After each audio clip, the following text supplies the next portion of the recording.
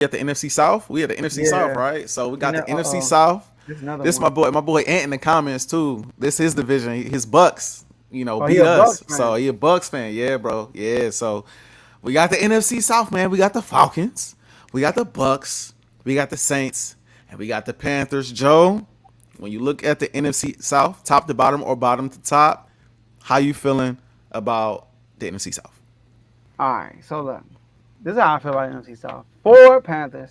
Let's get them out the way. I'm sorry, Panthers look bad right now, and Caleb was their pick.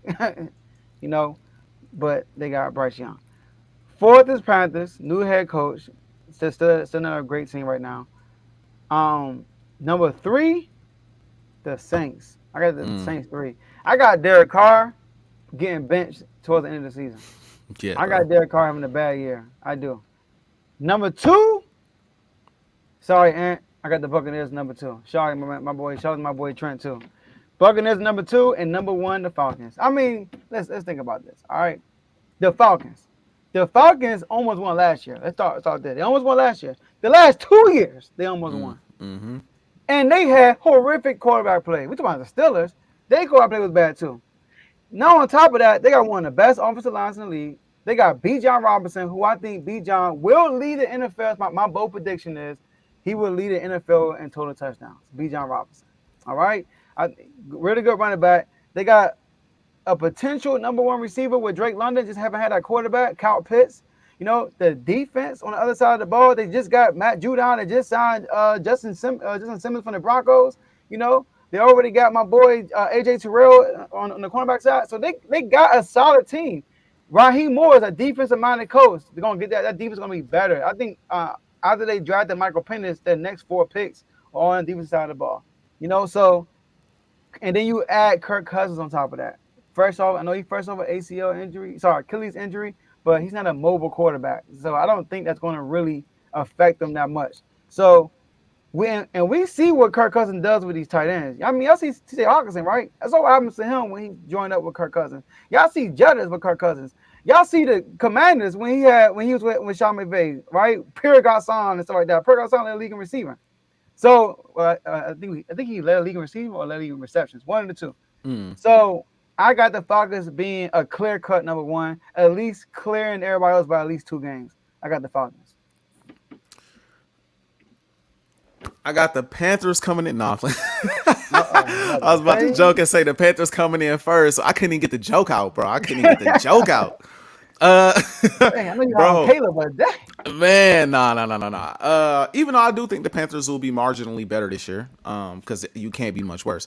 But I got them coming in fourth. I got the Saints, I got the Bucks, and I also have the Falcons going at number 1. My bad, and I'm sorry, bro. The Falcons offseason been too special, bro. It's been too special, bro. To have, Bates and them winning to Justin Simmons. Oh my goodness, dog. They got the 2 of the best safeties in the league on one team now, bro. At free safety and strong safety. You already brought up AJ Terrell, Judon now. It's tough. The defense gonna be tough. And then you look at the offense again. You got Bijan back there in the backfield. You got Kirk Cousins now. I think Drake can have a solid season now with Kirk throwing the football. Kyle Pitts is still there. Like, I'm interested in seeing the Falcons now with a quarterback that can get the job done. Now, what I will say though, Kirk Cousins, he was a guy that was never injury prone at all. After tearing the Achilles, it's like, all right, let's see if he can stay upright. Let's see if he can stay healthy. He is an older quarterback now. I do wonder if them drafting Penix is in the back of his head too, because from everything I heard, he wasn't happy about them drafting Penix, bro. Wasn't happy about it at all, bro. Now we know Penix is the future, and I'm also very high on Penix. Was high on him before the draft, and maybe even higher on him now with the team he got drafted to. So we'll see what happens with that later on down the line. But I'm looking at them, man. This has been a division that has been honestly one of the worst divisions to watch over the last few years, bro. It's just been like, all right, whoever coming out the NFC South, man, they gonna have 7, 8, 9 wins, and we just gonna have to roll with that. They're gonna have home field for the first game, and that's gonna be what it's gonna be. But now I'm looking at the Falcons like, they didn't build this roster up to where it looked like they can run away with it. Kirk gonna have to show up though, and it's gonna have to be more than regular, You know what I'm saying? More than games that's not on TV. You're gonna have to show up for a primetime game or two here and there as well. And I'm not completely sleep on the Bucks. Let's be clear. Now I was talking in the chat earlier about Baker Mayfield. Everybody want to throw the shots with when it come to Baker and crack jokes. Baker was very good last season. He was. Very solid season, threw 28 touchdowns and threw for 4K yards. So I'm not completely sleep on the Bucks. I'm not completely sleep on that defense. But I just think the Falcons have done too. They set the Falcons trying to set themselves up like they really believe they in the Super Bowl window. Truthfully, like they looking like they like, yo, let's get this piece, that piece, this piece, that. They getting veteran solid pieces. They ain't really getting a bunch of young guys. They getting a bunch of veteran solid pieces that say, yo, we believe we can win the Super Bowl. Forget just winning this division. And I don't know if any other team in the division has those type of aspirations. At least they haven't shown me they do.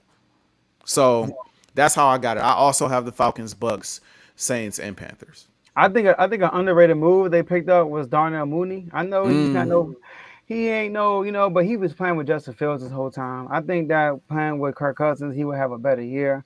But yeah, man, the Falcons. I mean, and then Baker Mayfield. One thing about Baker Mayfield that I am like, I wonder is he lost his offensive coordinator who he thrived under. He just went to the Panthers, so as a head coach. So I got to see how that's going to be with Baker Mayfield.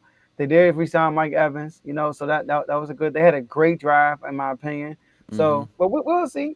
But I got them second. But the Falcons should win this division. They should. They set up. They got the team for it, bro, and that's undeniable. They built it to where they should run away with it. To be real, it's built for them to run away with. Yeah. So we'll see. I mean, they got the best QB, right? I mean, yeah, they got the best QB, and they do. Arguably the best defense too. I mean.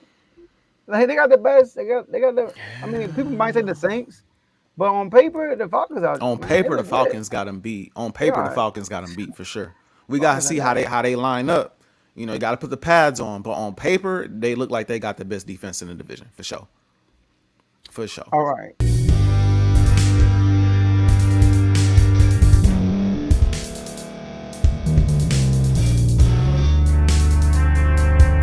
Thank you for staying to the end. If you're watching this on YouTube, please like this video, subscribe, and also hit that notification button so you can be notified next time we put out a video. If you're listening on any podcast platform, subscribe and hit that notification button, y'all, so you can be notified we put out another podcast audio.